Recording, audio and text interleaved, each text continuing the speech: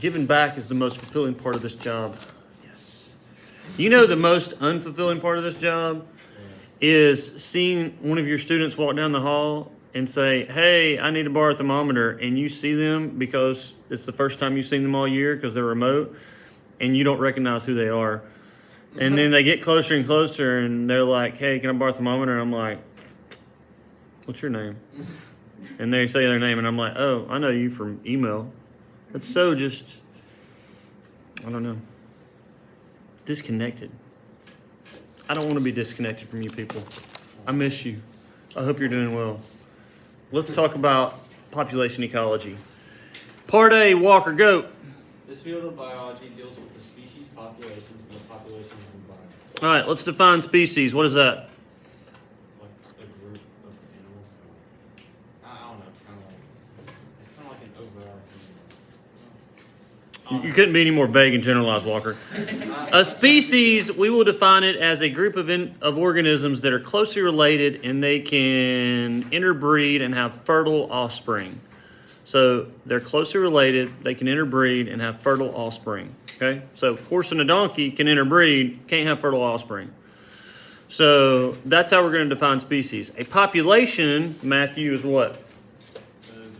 No, from the notes. Population is same species, same time, same place, and showing signs of reproduction. So a population is a species in the same time in a specifically defined area.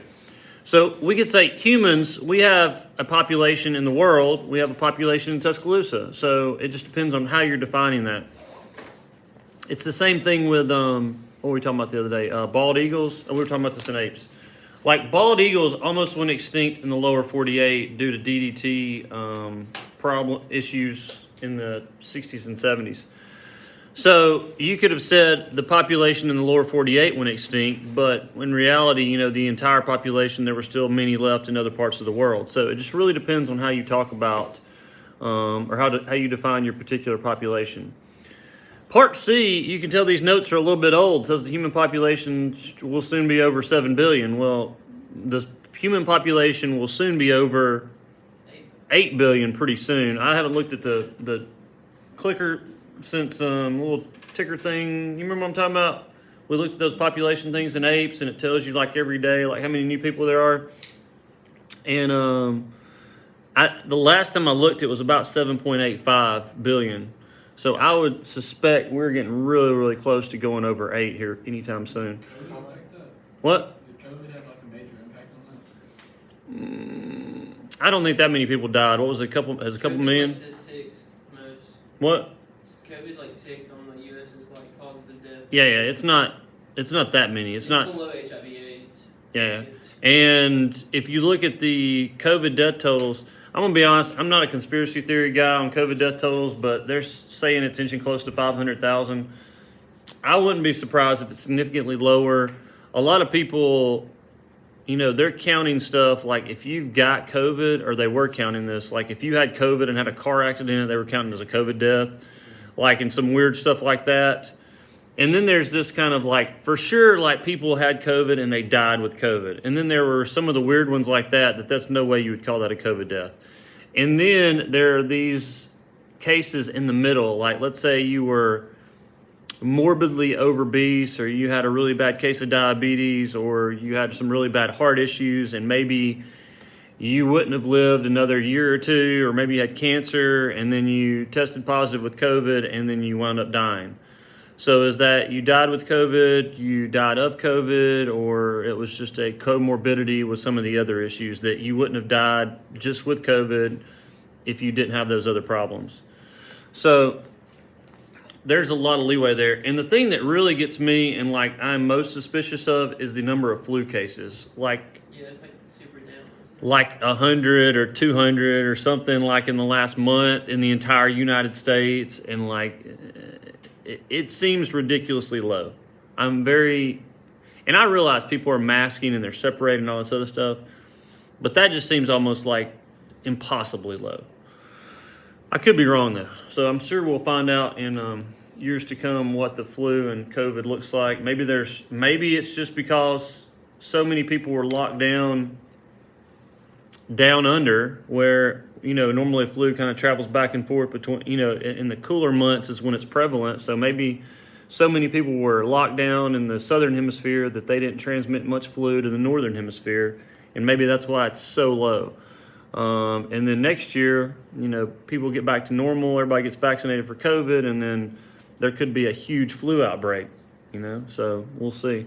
Some of these vaccines aren't working on some of these variants, though, so that's probably a bigger concern we should have. Anyway, I don't know how we get off on that topic. Whatever. Population density. So population density is defined as the number of individuals divided by the area. So it could be people per square mile. It could be turtles per square mile or square kilometer, wherever you are in the world. You could have bacteria per millimeter squared in a petri dish. So when you do population density, you always have to go individuals per area. So I'm going to give you an example here. We'll go through and do a couple of these. Let's say that in Alabama we have roughly 4.9 million people. Are y'all writing this down? Y'all should be doing this. There's 4.9 million people. There's about 50,000 square miles in the state. Okay? It's a good round number. It's pretty close to that. So without yelling it out, calculate the population density. How many square miles? 50,000 square miles. About 4.9 million.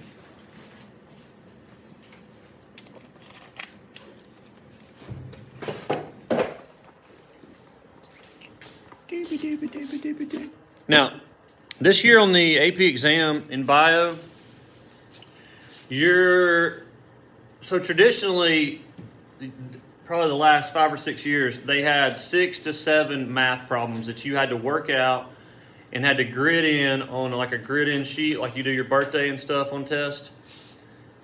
Fortunately for you, Mariah, they have eliminated that. So there are going to be some math problems, but they are going to be embedded in the multiple choice. So your math problems are going to be multiple choice. So as long as you have some idea what you're doing and you're getting pretty close, you should be able to pick them out. Okay? So we've got people per square mile. Y'all see that? 4.9 million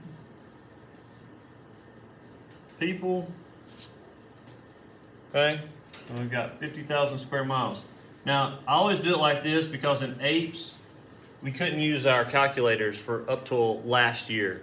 Like you had to do it by hand. So anyway, so if you don't have a calculator on hand, 4 zeros, 4 zeros, 5 goes into 490, how many times?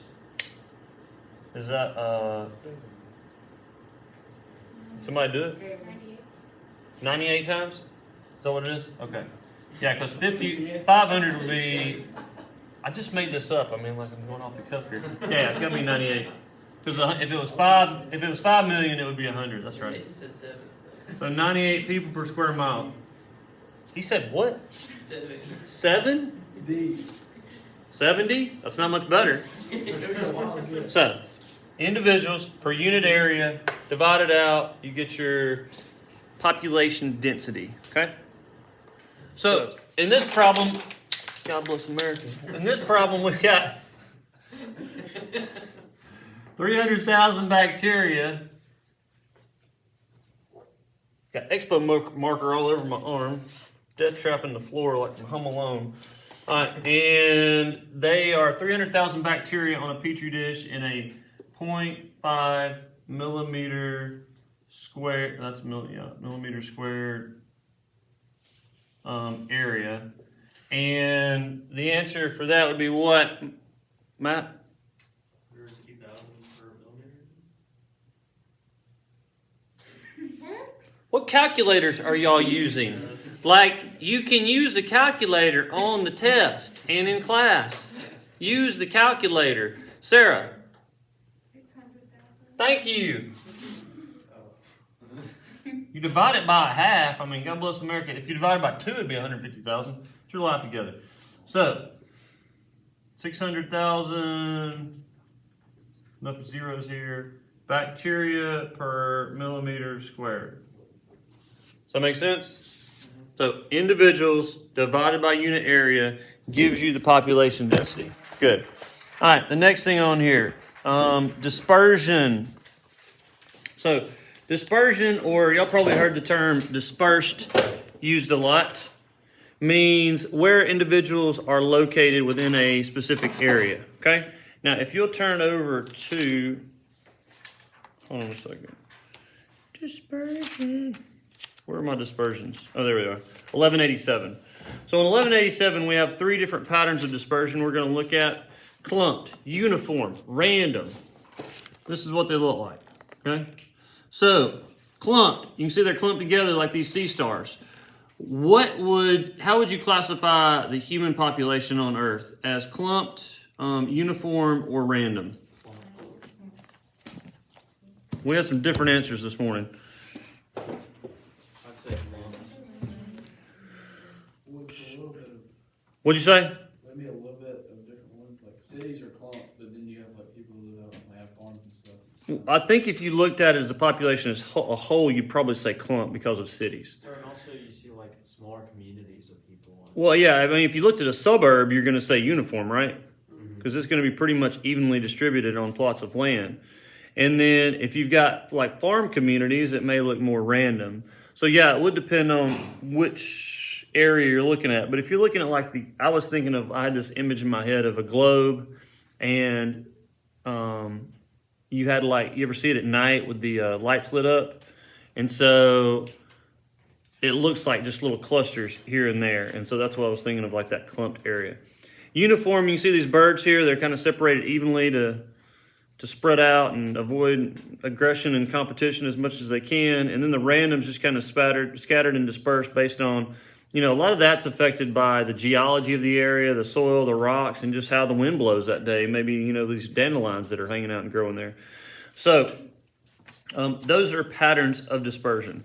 Now, when we're talking about populations in the wild, how do scientists determine how big a population is? Because in a lot of populations, it's difficult to do what? Measure every single individual. Yeah, it's hard to count them all.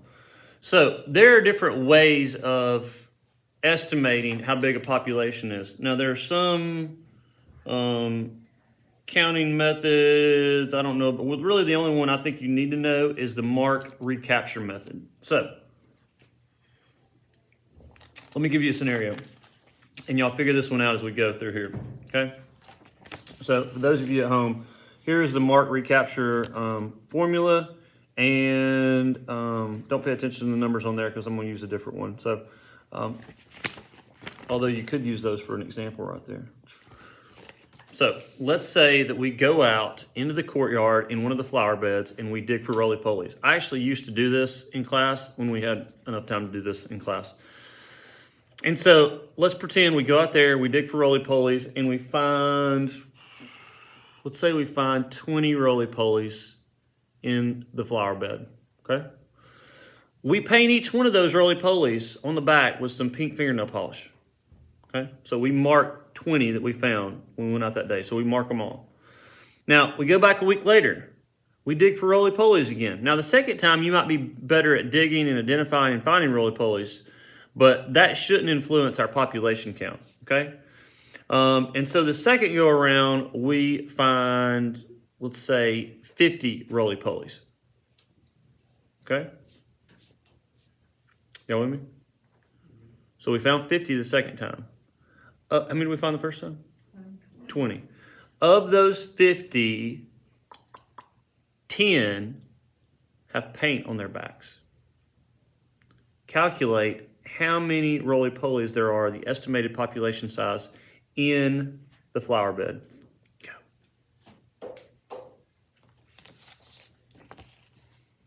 So you got the original ones marked. You got how many caught the second time, divided by the number that had been in that second group that had been caught the first time and been marked. Okay?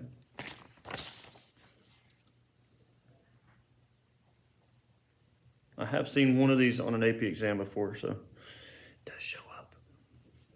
Do they give you the formula, or do you have to know it? What? Does like give you the formula of the No, I don't think for this one. I think you can also, like if you look in your book on 1185 there on the dolphins, You can set it up as a ratio like that, and it works out the same way. So even if you don't remember the setup, you can still, the formula, you can still set it up like that. All right, so you should have set it up like this. The number N means the number of individuals in the population. Captured, how many do we have? 20 times the total caught in the second group, which was? 50. So 20 times 50 divided by the ones recaptured from the first time, which was? 10. So how many would we estimate would be in that population?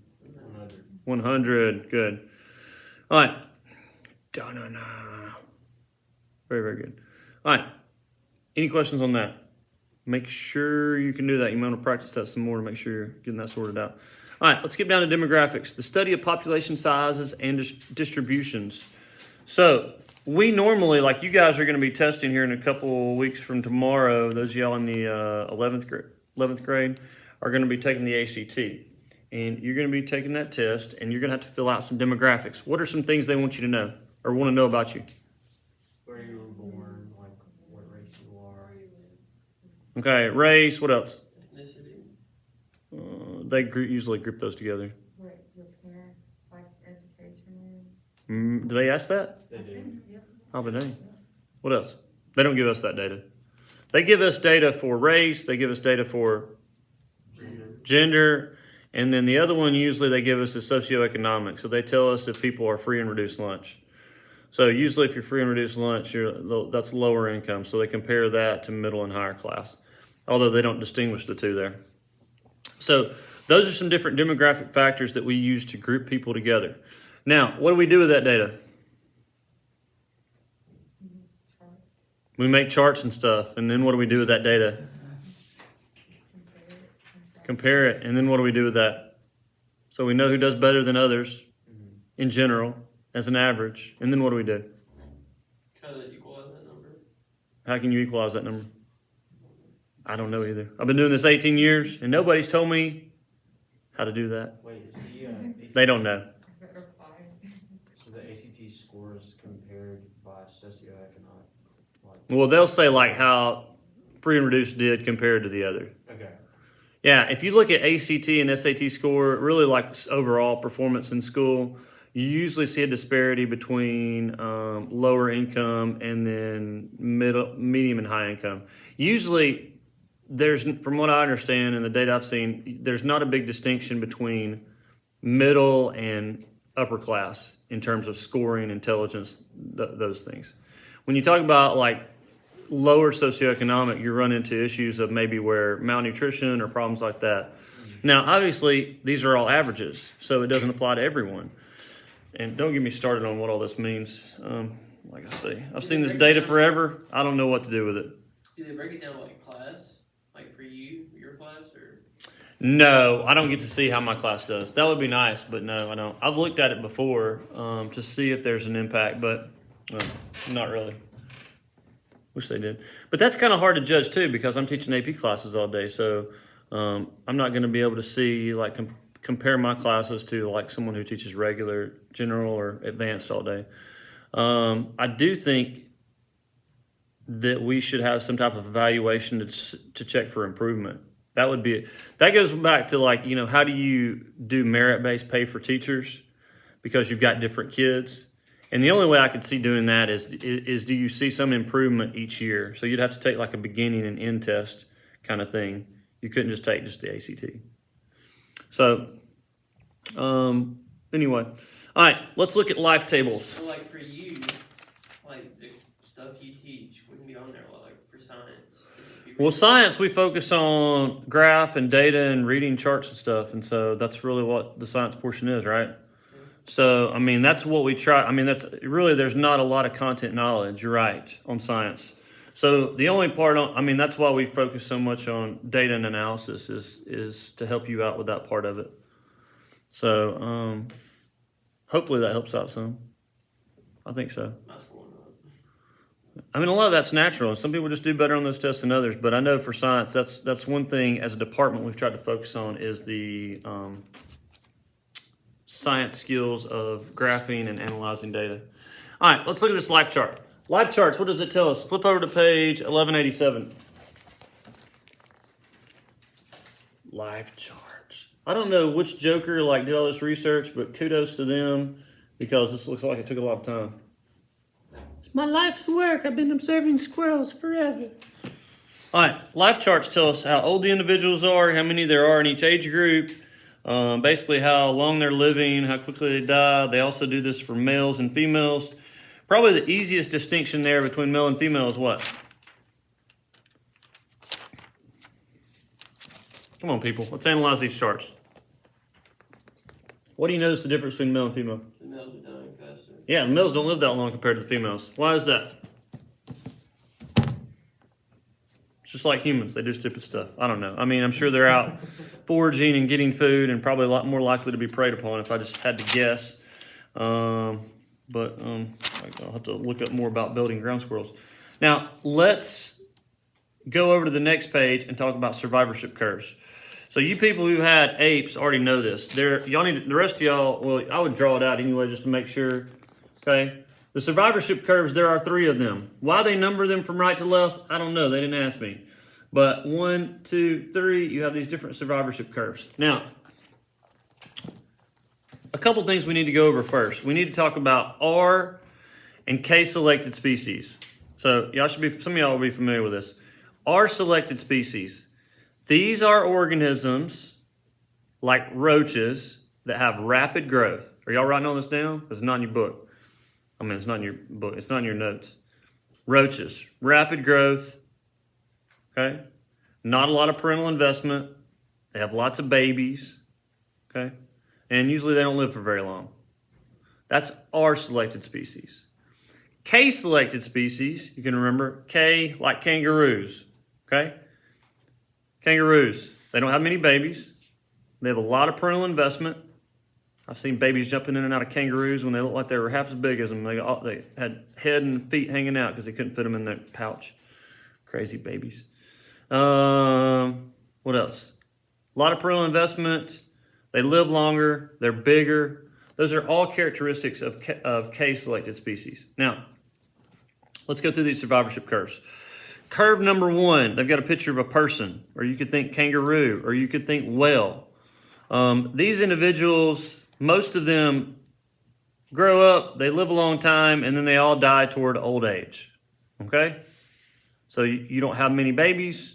The ones you have, you take care of, they live longer, and they die as they get older in old age. I'm going to skip to number 3. Number 3 survivorship curve. These are individuals like frogs, oysters, a lot of fish, where you have lots and lots of babies. Okay? And most of those babies do what? They die. They're not going to make it. There's nothing out there to protect them. Got thousands and thousands of eggs or hundreds of eggs. Most of them are going to get preyed upon and eaten. They're not going to live very long, and most of them are going to die. You're going to have a few individuals that make it to adulthood and have thousands more babies. Okay? That is number 3. Number 2, like our friend the squirrel here, or you could think of like perching birds, like robins and cardinals and things like that. I would say they usually have maybe 5 to 10 offspring. Typically there's 2 or 3 months, maybe less than that, invested in their growth. And most of the time they're in the 2nd or 3rd trophic level. So they're getting preyed upon continuously throughout their lives. And that's why you see the graph for number 2 to be what? Like a steady decline. It's a straight line. It's a steady decline because they're getting preyed upon throughout their lives. They're usually smaller. Would you say they're closer to R or more closer to K? I feel like they're closer to K. I don't know if they'll ever ask you to make that distinction just because they're not that many babies and there's a little bit of parental investment that takes place, at least until they get big enough to reproduce there. So I feel like it's more like, I think their bigger issue is they're getting preyed upon. I mean, if there wasn't the prey pressure, then I would expect you would have a lot more of them live to old age, right?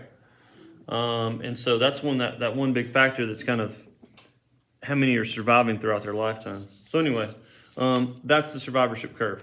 Now, flip over to page 1189 on the opposite page here, and we have a reproductive table. Ladies, this is all about you. Reproductive tables show what?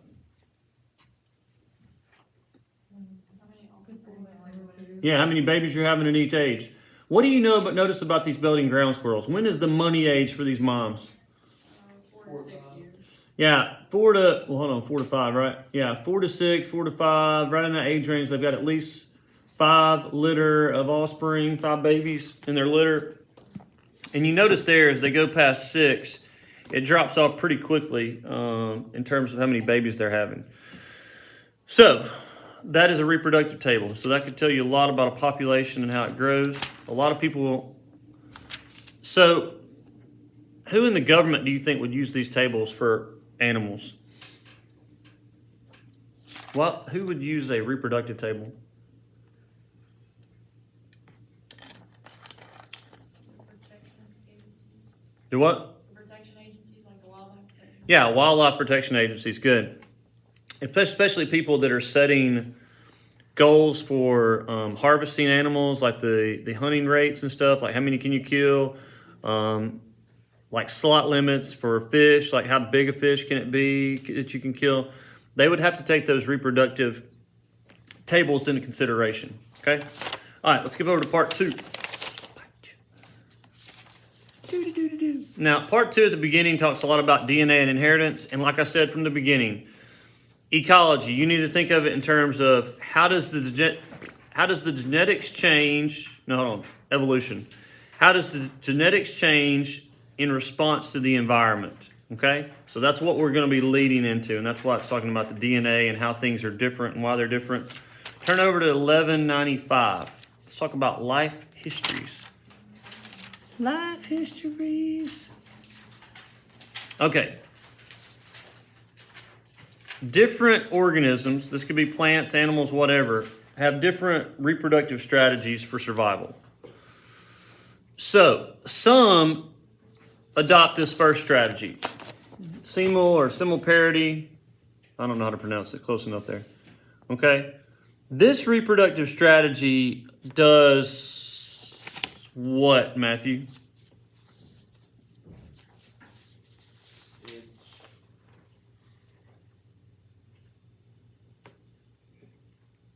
The note writer calls it the Big Bang for the reproductive strategy. I don't know if that's the best way to approach that, but anyway.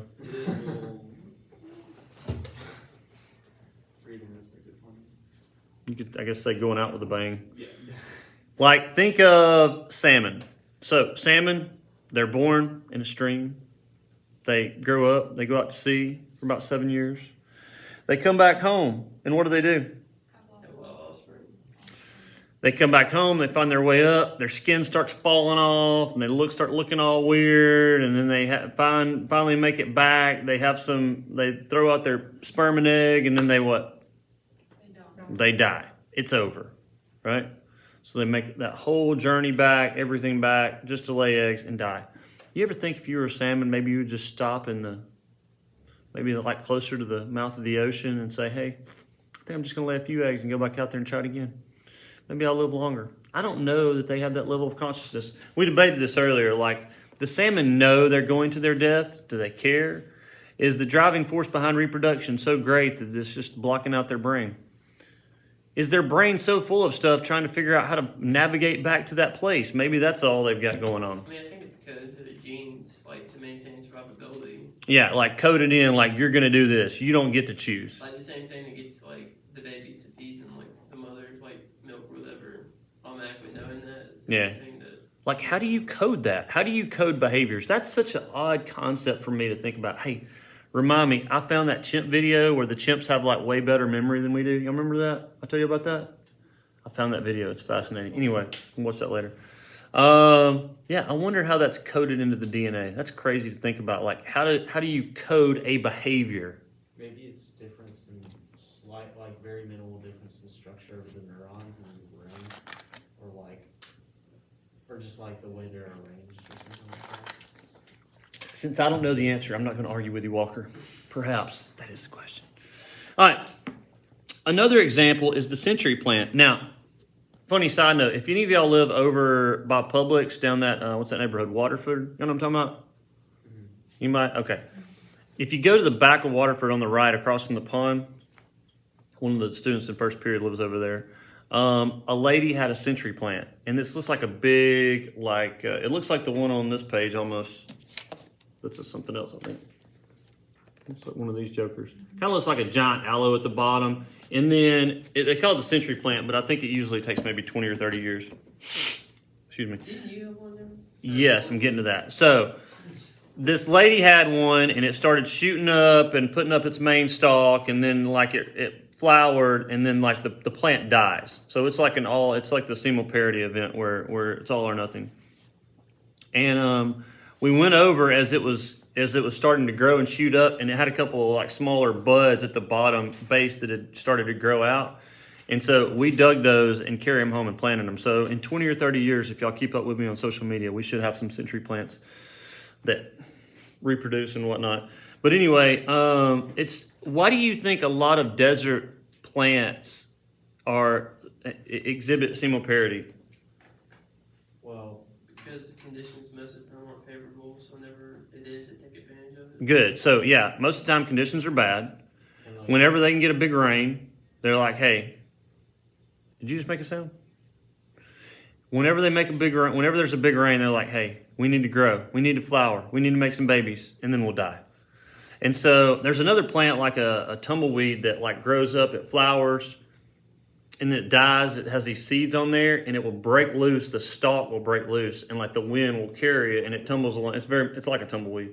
And so as it's doing that, the seeds kind of get bounced out, and that's how it spreads its seeds out. But that's that all or nothing event where it's reproducing, it's going to die, but it's waiting for the right environmental conditions to do that. The other type is heteroparity. This is what we do. Things that reproduce yearly or all the time, you're able to reproduce throughout their lives.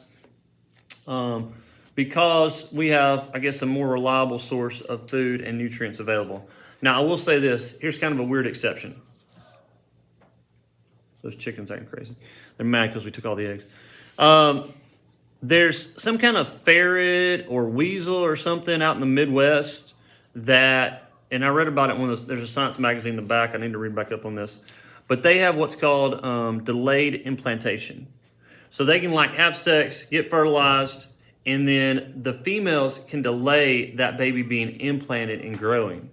They have some mechanism in their body that delays that until there's enough nutrients and the environment is right. Did I tell you about this?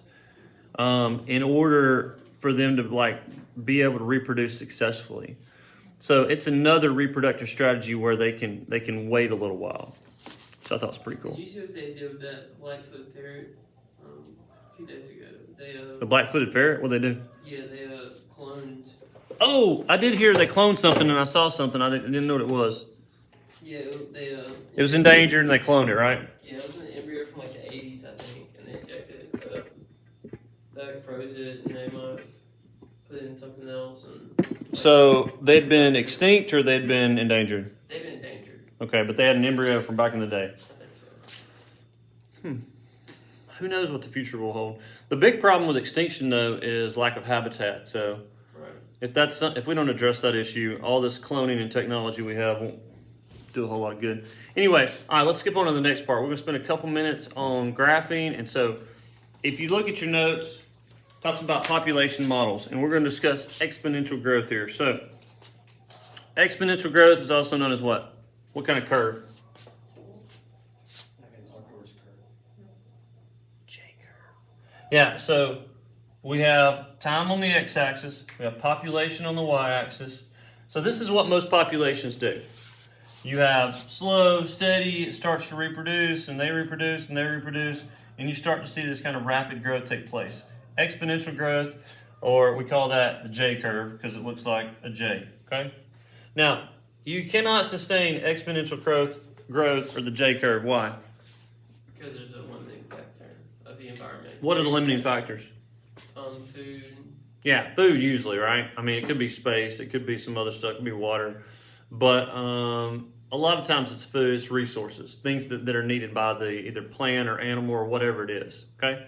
And so typically, you see this growth, starts out, and then eventually it'll start to level off because there's a lack of resources to keep it going, okay? So tomorrow we'll talk about that. All right.